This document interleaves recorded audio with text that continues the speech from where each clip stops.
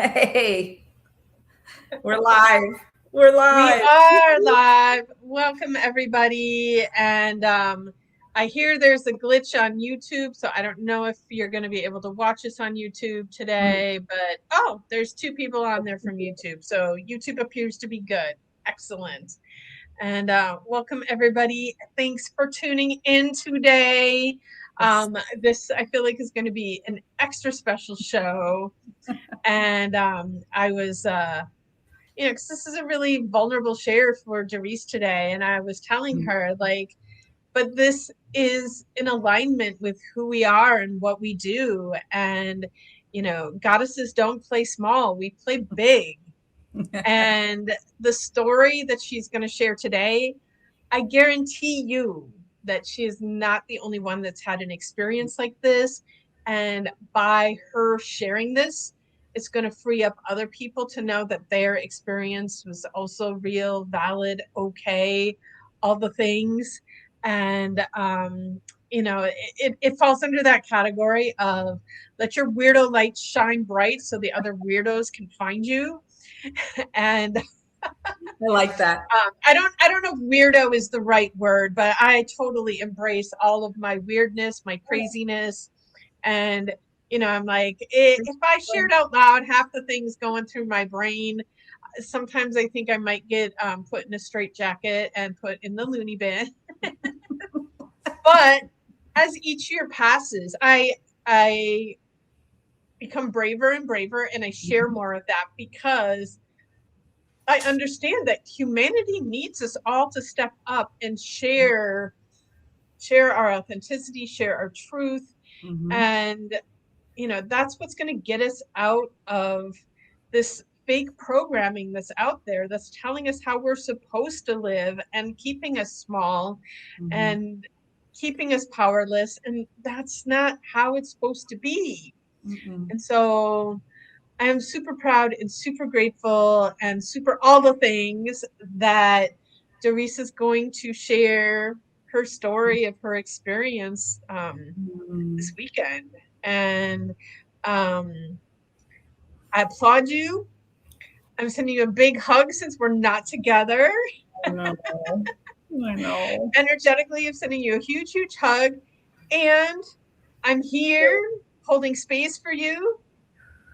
And and probably all this talking that I'm doing is setting it up to be even more bigger than what it actually is.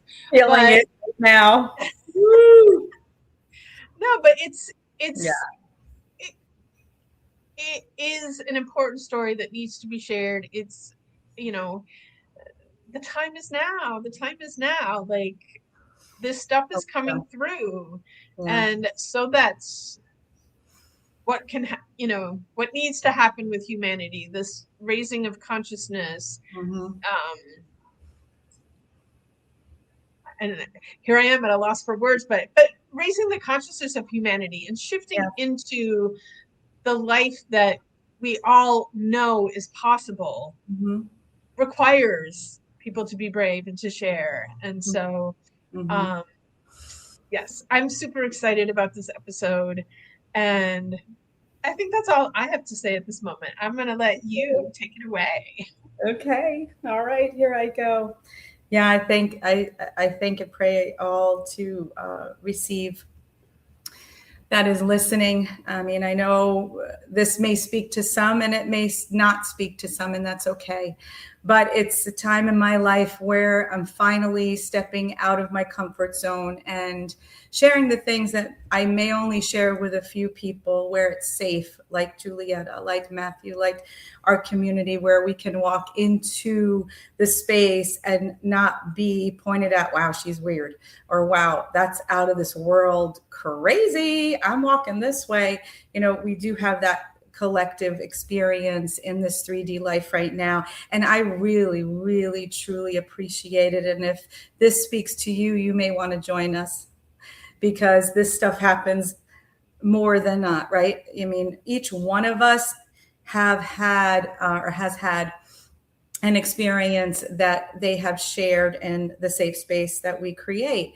And I applaud everybody that has the courage to do so in that space.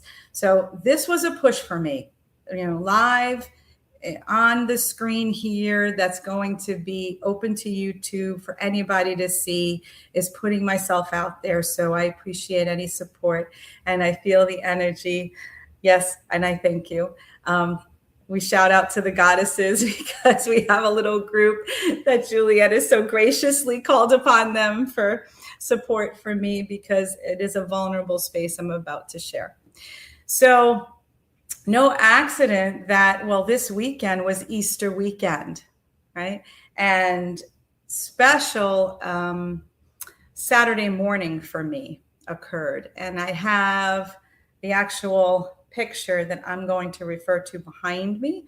Here's Mother Mary, who has her place in my home, right in my kitchen, right next to the bathroom there. And I do have quite a few Madonnas in my house, because I was raised Catholic and she always spoke to me.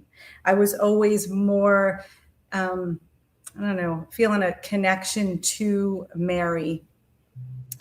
And, of course, we were taught the Our Father and pray to Jesus, and I celebrated Easter and he is risen and all that. But there was always something about Mary that was special to me, always a special connection.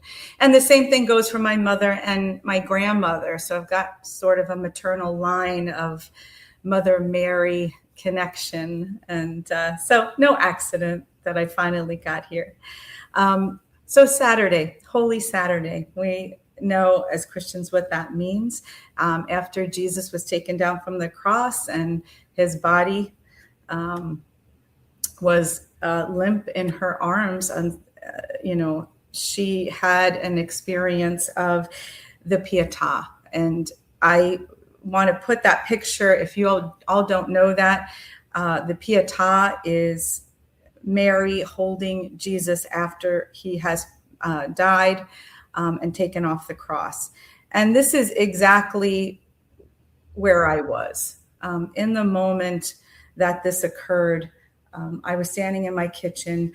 I was in an intense conversation with my love, and I was a bit exhausted, I should say. And the intense conversation, funny enough, came off of the video from Mary Lamando and Giulietta. Once they came back from Egypt, they did a lovely video about the experience. And so we were having a discussion, and I put my head on this picture right here, standing up, because he was talking and I just couldn't talk anymore. And I said, "Oh, Mother Mary, help me." And from that point on, I was just transformed. I was in a space where it wasn't my kitchen anymore. My eyes were closed, and I was in the Pietà. I was in as Mary's orientation. I was holding Jesus. He had, a dead limp in my arms. And I'm just going to try not to cry or get emotional, but I was feeling the grief so strongly, I got very emotional. I was crying hysterically, pretty much. And Matthew just stopped talking and was looking at me and came over empathetically and put his arms around me, because he knew what was happening. And people who have had mystical experiences before kind of feel the energy, and you could say this archetypal energy that comes on so strongly. It's almost as if, you don't have control of your own body. You're in another world. You're in another place. You're not there in this 3D life anymore, and you're transported somewhere else. And that's what was happening. So I had Mary, her orientation. I became Mary. I looked down, and one side was Jesus on my right, and the other side was my son who had passed, and I had him in my arms, dying, and then once dead. So it kept flashing from Jesus to Dominic was his name, from Jesus to Dominic, and it kept flashing. At that moment, and I was just feeling so much grief there was, and it's almost an angelic form, but Isis, the divine mother that came before Mary. And there are now people who have dug up enough evidence to realize that this is a lineage of mothers, of divine mothers that have come through our historical, presence. Their presence has been through so many cultures and so many lifetimes. They're threading it through, which I will get to later. As a book just appeared to me just last month about this. But Isis was the great winged mother over me. Her wings were kind of doing this flapping, okay, softly, gently. And she was telling me, you're feeling the grief. You felt the grief as a human with your son. You're feeling Mary's grief in that moment as this archetypal presence of a divine mother who gave birth to this son. You know what that is. I know what that grief is. It is excruciatingly painful. So for any mother who has had this experience, I understand the grief and I feel the grief. It's heart-wrenching, and I understand. That said, the expansiveness of my grief grew into awareness that the divine mother was giving me. She was saying to me, this grief has to be felt. This grief has to be felt, because if you don't feel the intensity of this grief right now, how it is, you're going to forget. You're going to forget the pain and the suffering that humanity is going through. All of the mothers on this planet are going through when they have lost a child, whether it be a son, daughter, it doesn't matter. There are so many going through this right now in the war zone across the ocean. We know this. Children are dying, young men are dying, young women are dying. There is so much grief and suffering. And that was what I was feeling in an expansive way, for humanity in this world. And I continued to cry. And I continued to cry as it came out of me. So did a language that I was unaware that I could produce and articulate. And I think I know the Catholics know about speaking in tongues. Okay. Some people call it light language, right? Some people call it transmissions and downloads from, right? Whether you want to believe in the people of the stars, or whether you want to believe that it comes from consciousness or archetypes, you name it, it's a different language. And, some people don't understand it, but we feel it. So there's a meaning to it. And the meaning was the grief and the suffering of humanity coming through this language. And Matthew was my witness to this, and he heard it. And he was there holding me as I was pouring out this grief and pouring out this language that I was receiving in a transmission. It's hard almost to put into words. And Julietta, I know you know this. It's like you get things in these frequencies and these energies, and you try to articulate them. And right now I'm even having some issue doing it, but I'm trying my best. So you got this. I'm trying. Yeah. So with Mother Mary's help back here, I'm calling on her. And really I did. That's why she came. But the transmission and the message was that myself, as a starting point, needs to remember the grief, because I have to understand that compassion is called upon to deal with this level of grief. That level of grief needs an equal or more tremendous, impactful, compassionate response. And so I understand now why I have to hold that grief and that feeling, so that I can give that level of response in my compassionate ways, whether I am just dealing with somebody in pain, and sometimes, as a therapist we do, or I'm dealing with an emotional outpouring of whatever pain and suffering somebody's going through in a conversation, I've got to hold that level of compassion for humanity. And so the transmission continued on a global level for humanity, for me to go out and say these things and present this way, that it's that important for us to move forward with compassion for humanity. So this is why I said to Julietta, once this came to me on Saturday morning, when I got to her at Sweat Lodge at her home on Saturday evening, I'm like, I have to do this. I have to do this. It has to be the next show. It has to be, because I'm getting this and I can't come out of it. And it's hitting me in my chest, and it's here heavy in my chest. It was as if I was back in 1992 when my son died and I was just leaving the funeral. It's hit me that hard. It's staying with me that hard. And I know it's not all mine. I know it's not, but it's the Divine Mother's presence. And it's Isis and all the divine mothers that we know of. And if you connect to Mother Gaia, if you connect to Kuan Yin, the goddess of compassion, how many divine mother presence do we have out there that we can call upon and connect to?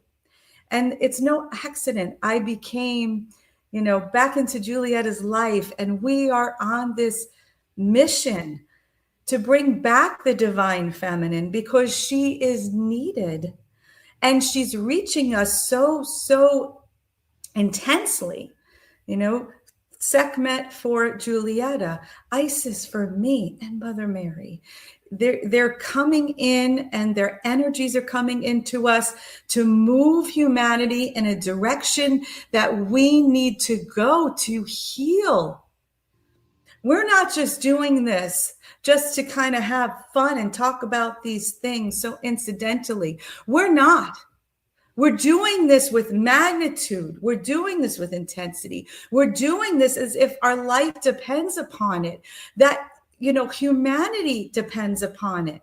We're here and we joke around. It's like, okay, we took the vow of the Bodhisattva. Here we are. We're doing it. We're speaking up. We're using our energy. We're using our voice. We're using whatever we can to move our immediate people and relationships in a direction, and we want it to expand. That's why we're in this format on the internet, trying to push it out there. It's not for money. It's not a joke.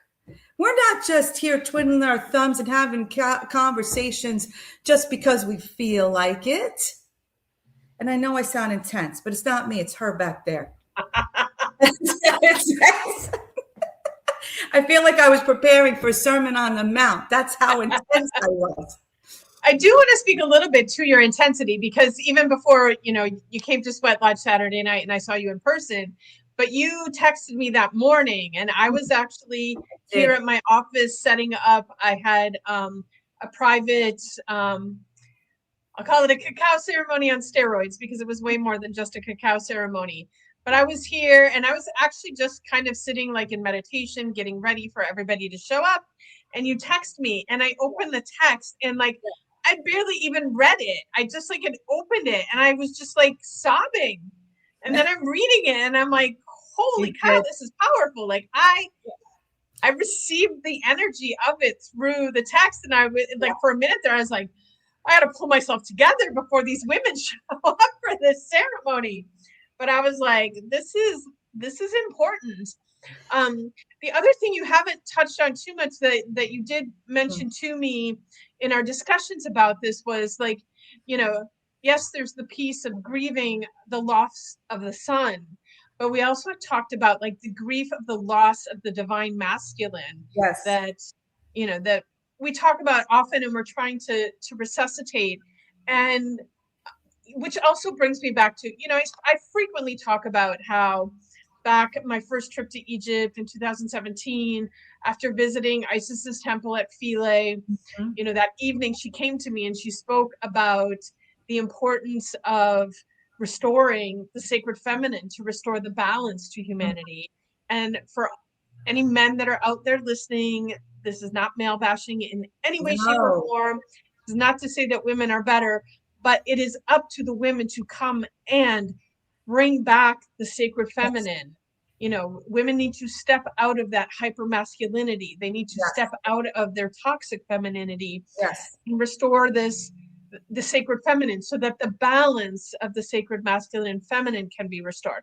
So I talk about that often, but what I don't talk about as much is, I believe it was the next day or 2 days later, we went to Edfu Temple, which is the temple of the god Horus. And that evening, after visiting him, he came to me and was like, and yes, you need to work on women healing and restoring the sacred feminine, but don't forget the men. They need you too. And they need for women to stop pushing them down, stop criticizing them, stop belittling them, stop emasculating them. You need to lift them up as well.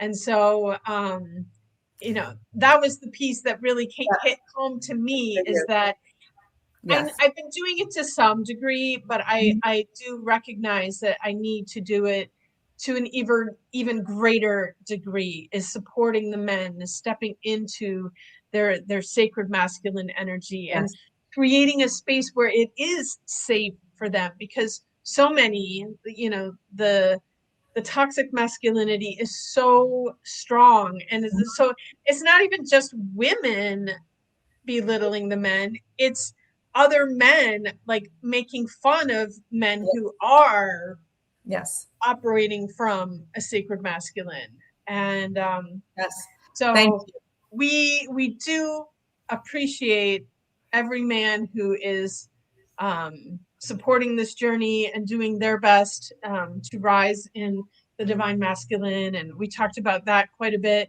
Saturday night in the Sweat Lodge. I mean, we were surrounded by men who were holding the space for that, and we appreciate that so much.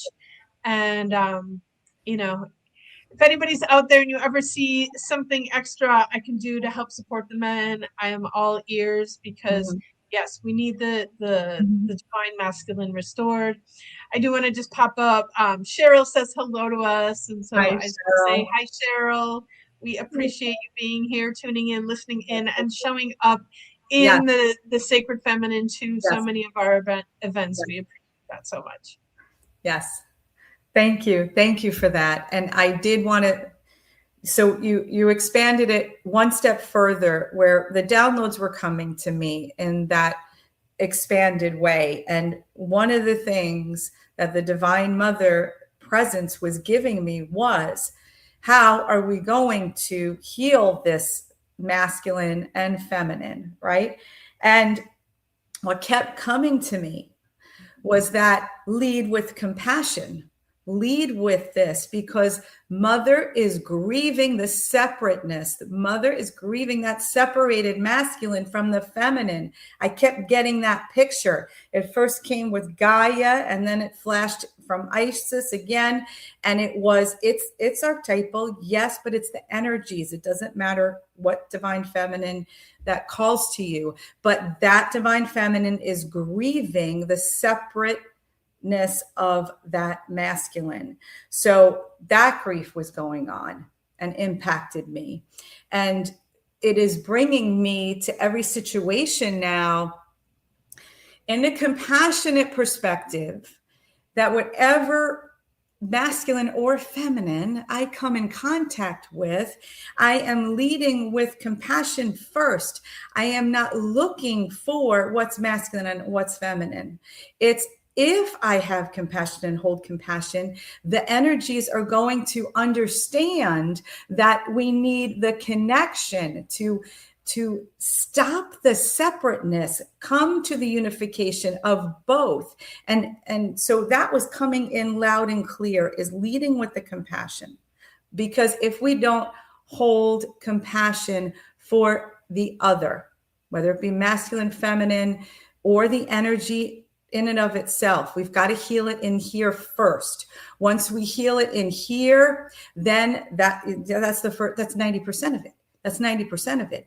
So if you don't know how to speak to a masculine that you feel is toxic, or you feel is scary or aggressive or driven and going to ride right over you, the first step is come with compassion. Because there is a reason why, and this brings us back to the manosphere, I know, because I have that picture in my head, but there's a reason why that masculine is that way. Okay. And we cannot separate that from us, from the feminine. This is how we bring the sacredness back. It's bringing the compassion to unify. Do not blame. Do not point the finger. That's not going to help the situation. So the downloads are just coming to me, and the divine feminine is coming to me to say, hold the grief. The grief is the separateness. The grief is the disconnection. The grief is the lost masculine. The grief is, right, everything that we long for. So what do we want? We want it back. We want it unified. We want it filled with love. We want it connected. Woof. Okay, I need a rest.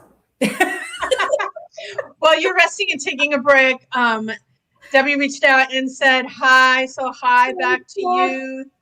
Thank you for tuning in. Thank you. Oh, I love these women. It's a beautiful, powerful tribe around us, and we couldn't be sitting here without them.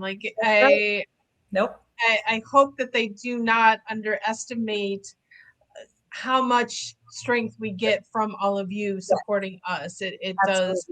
It makes a huge, huge difference. It does. And so I am trying to occupy a little bit of space to give you a breather, because I know the energy it takes to keep speaking. And especially when you're talking about such intense topics, it does take a lot more energy than just, shooting the shit. Exactly. But I do want to make sure. So, before we got on live here today, you had a connection with your mom about this. And so the story goes on and on. There's even more to it. And so I do want you to share the next part of the story. Yes, I will. Thank you. Keep me on track here. So, as synchronicity would have it, because there are no accidents, right? So I went to my mom's house yesterday. Thankful I had off for, the Monday, Easter Monday, they call it, right? And I said to her, in the backyard, we're sitting, and, I said, Mom, I've got a story to share with you. When I started to share all that happened to me in the kitchen, and the downloads, and the speaking in tongues, yada, yada. And she said, I have confirmation for you. And I go, you do? And so with that, she gets up and she walks in the house, and she comes back with this magnificent rosary and a story that I have it right here. I don't know if you'd see it, but it's about the 7 sorrows of Mary. She had been praying for 3 weeks, this rosary, with that topic in mind. So there's a whole process, the 7 sorrows, but this is talking about Mary's grief and her sorrows. And my mom has been praying in that way for 3 weeks, not only for that, but for personal, familial connection and reconnection that she always prays for. God bless you, Mom. So I appreciate those prayers too, because we all need them. But she also mentioned that she speaks in tongues. And I'm like, did I know this? Maybe I knew this a long time ago, but I forgot. And so I said to her, Mom, do you remember how to, what you say when you speak in tongues? Can you just kind of automatically do it? She goes, yeah, no problem. Give me a minute. And she popped right into it. And I go, wait a minute, let me videotape you. Videotape. It's a phone, for goodness sakes. Now I'm going back to my 1970s. So a video recording her talking or speaking in tongues. And I said, I wonder if I sounded like that, because I have no idea what I sounded like. I came home and Matthew's like, yeah, uh-huh. That's what was going on in the kitchen. So, and I said, Mom, we're entangled. Mom, the energy is so, like, the bonds are so there. They're strong. Just like Julieta, I'm so glad you said that when I texted you, that you felt me and all my grief and sorrows. And, when the energy is so strongly connected, and we experience this a lot, it may be new to people out there that you don't realize that this can happen, but you are energetically entangled. Or if you want to read about quantum entanglement, it goes along those lines of knowing that, our physical bodies is not where we stop. Okay, so coming online with we are energetic beings and how much we are expanding out into the space.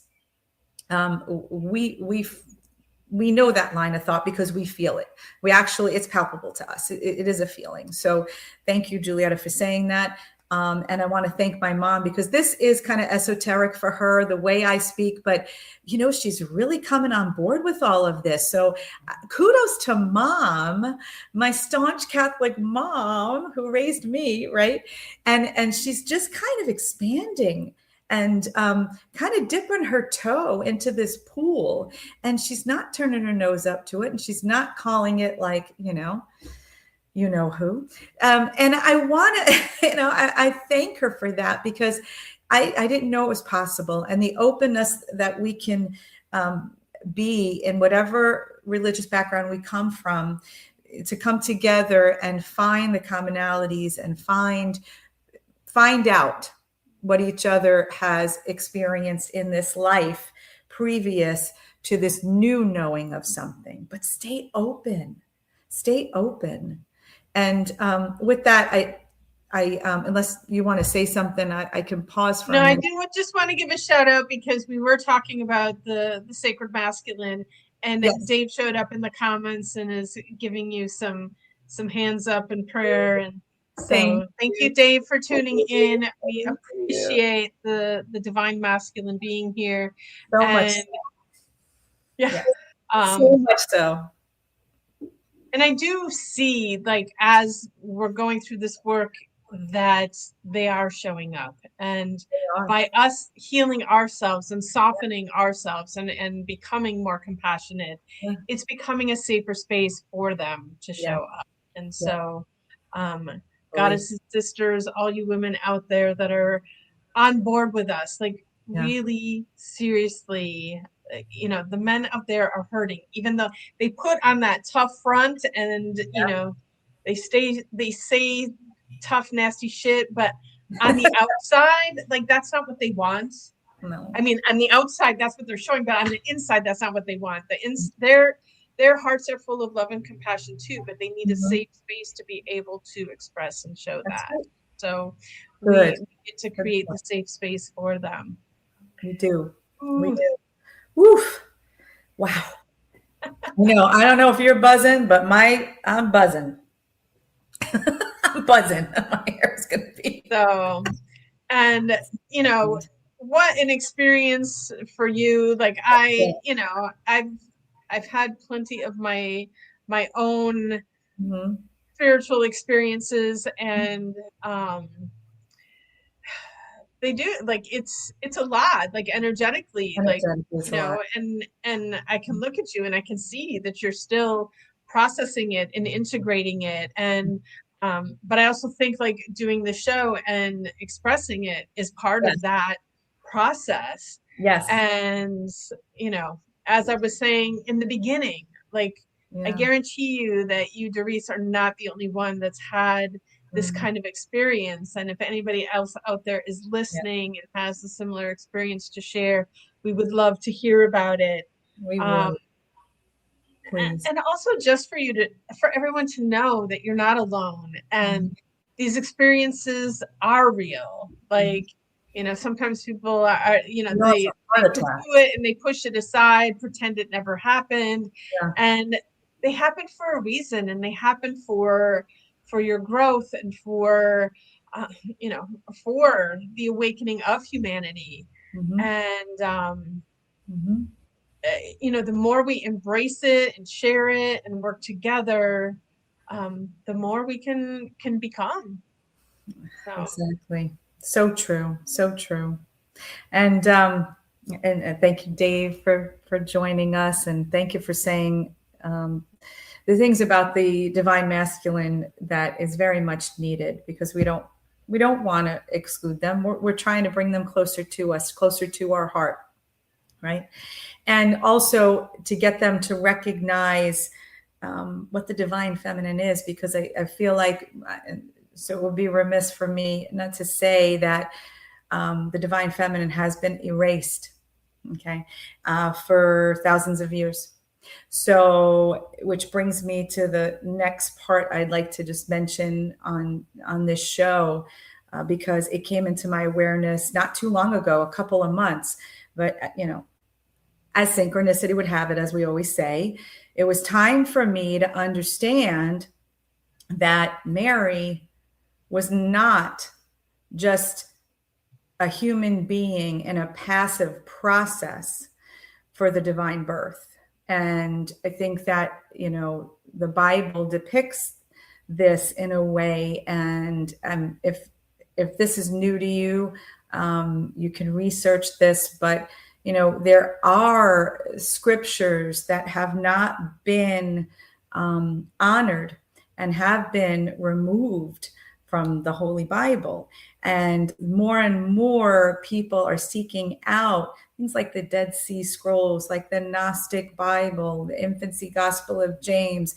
There are scriptures that are being, kind of surfaced again for humanity to understand it is not just a patriarchal system that we've always had.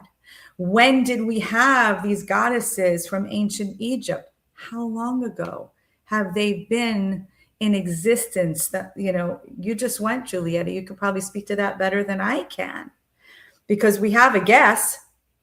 But and I'll defer to Mary for this, because there's so much information out there. So I want to get it right. Was it 3,000? Was it 30,000? well, and that's the issue, is that there isn't a lot of clarity on that, right? It's like they do think, when you go to the current scientific text, they will tell you that it was thousands of years ago. But when they start looking at some of the newer evidence, Yeah. we're talking tens of thousands of years ago, Mhm. and Mhm. and potentially even more. Mhm. And so the jury is still very much out as to when all this was happening. And right now, I think we're probably in the greatest phase of all time, of like having the understanding that what we thought is history is so not No. accurate. Right. And there's a lot of research and digging to be done to get to, what is the actual history. I mean, there's text talking about beings living for tens of thousands of years. Like right now we're talking like you make it to 100 and it's like, whoa, good job. And it used to be like nothing for people to live 500, 600 years. So like all of that stuff, like there is nobody that can tell you like how long ago this stuff was. So but also we have Cheryl here had a comment, and I'm Oh, like, okay. my computer's being a little fun. There we go. So Hi, Sheila. yeah, talking about like we're creatures of habits. We've been she's saying indoctrinated. I like the word I use all the time is we're so programmed to believe what we believe. Yeah. And it really is hard work to it is about taking our power back and recognizing that we've been fed a lot of lies for a very long A very time. long time. Right. And so many systems are set in place to really like get them set in hard into our, and it's been happening for generations. And so we talk about cellular memory, so it's, passing along from one generation to the next. And but humanity is really, more and more people are waking up, and I think about having been on the spiritual journey for 35, 40 years, however long it's been. Yeah. And, remembering where things were at back then, and like who I could talk to, and like never in a million years. Well, I don't know that podcast existed. So when it happened, Yeah. but, there wasn't much out there to be able to feel free to speak these things and these experiences.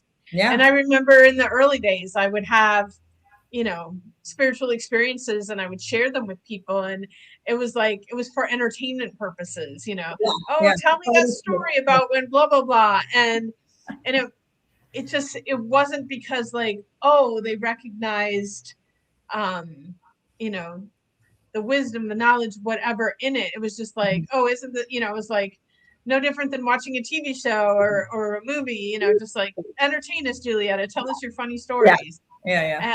And, but now it's so much easier. Like you start speaking about your experiences and, someone's going to chime in. Oh, wow, that's so interesting. You know what I experienced. Right. And, but it involves being vulnerable. It involves trusting. It involves taking your power back. Mm-hmm. And not necessarily an easy thing to do, but if we're going to change, the style of life that we're all living out there, we are so much programmed that you have to work hard and you need to make as much money as you can make. And, doing all this for what? So that you get a couple weeks vacation and maybe go, sit on the beach and drink some pina colada. Like, is that really what we want in life? And then, when you think about it, there is more than enough for everybody on this planet, but there are people starving. There are people that don't have access to clean water and just the bare essentials.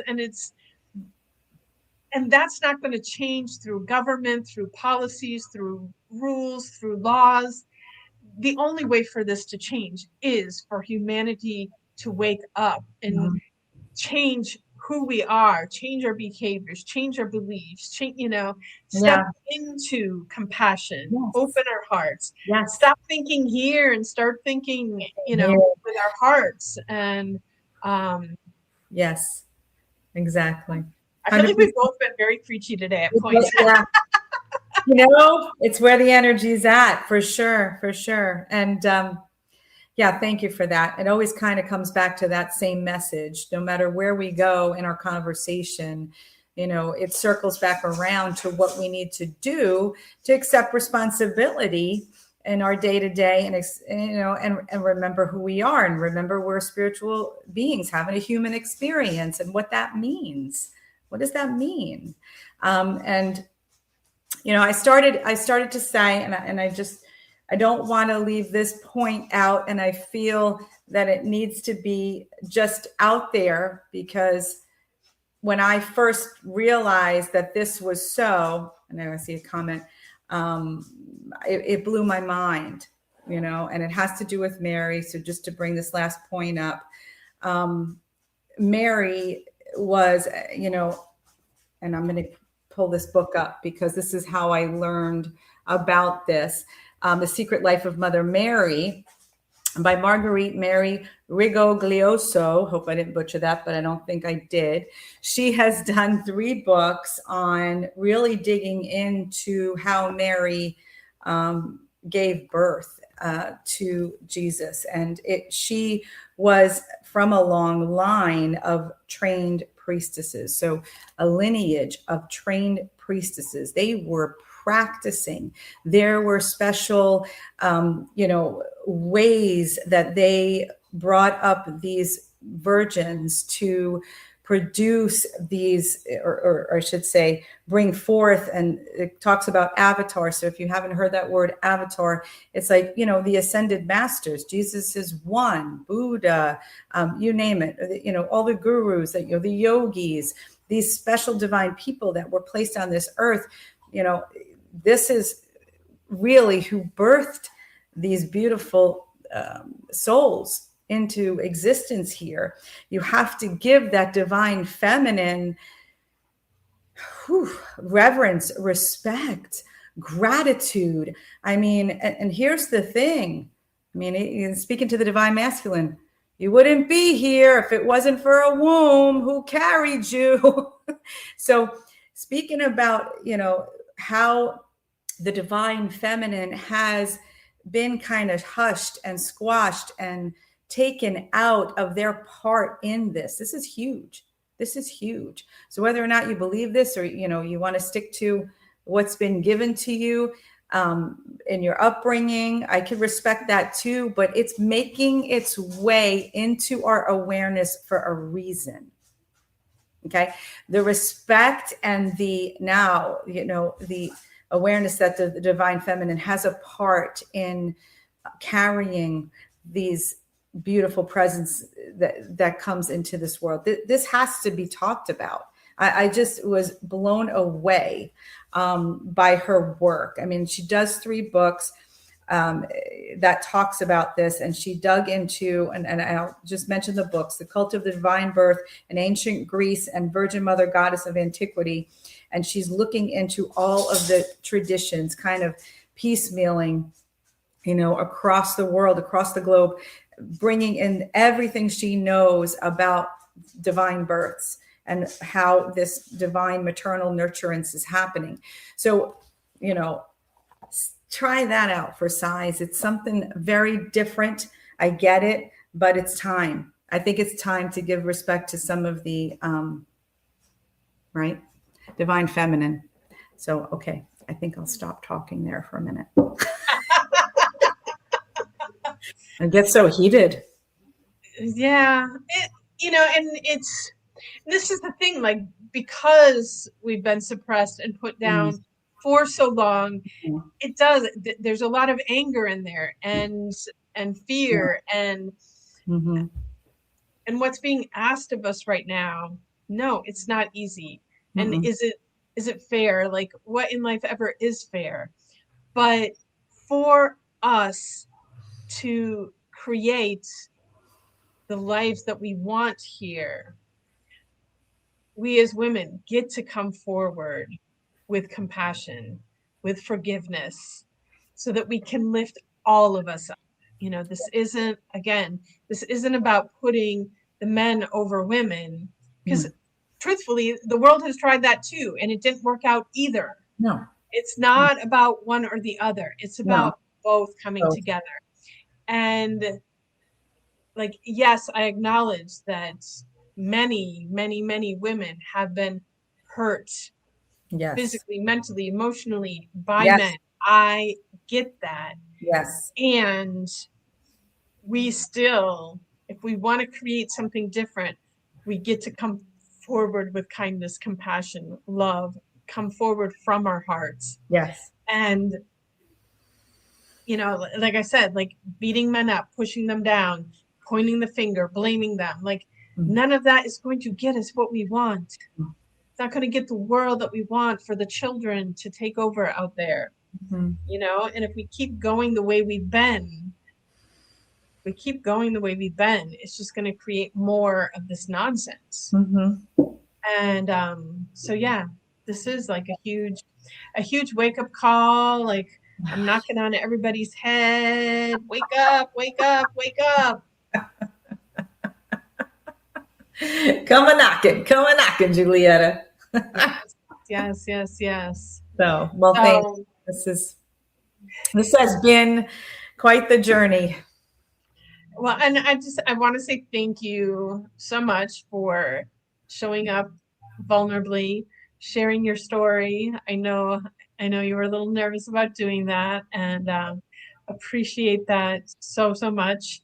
Because that's what the world needs. It needs us to all show up, even when it's scary. Show up. There's our Jai Jagdish song in Dreams that we love. The line that gets me every time is, "It's all right to be afraid." Like, yes, we can be afraid and do it anyway. Afraid. Yeah. That's what we're singing. Know that you are loved. Okay. And that's so. But I think it's time for us to wrap this up. This has been another long show, which Monk shows are great. My computer's doing weird things again. Okay, here Hmm. I got it. Good, good. So, thank you all for listening. Thank you for tuning in. Like, we appreciate it so much. Thank you. And like I always say, like, if there's a topic you want to hear us talk about, let us know, because we are talkers and we're happy to talk. Seems to be. Yes. Thank you. And looking Tune forward in. to the next download that we get to talk about on the show. Yes. Me too. Me too. Thank you for the opportunity, my dear friend. And thank you, Of everybody. course.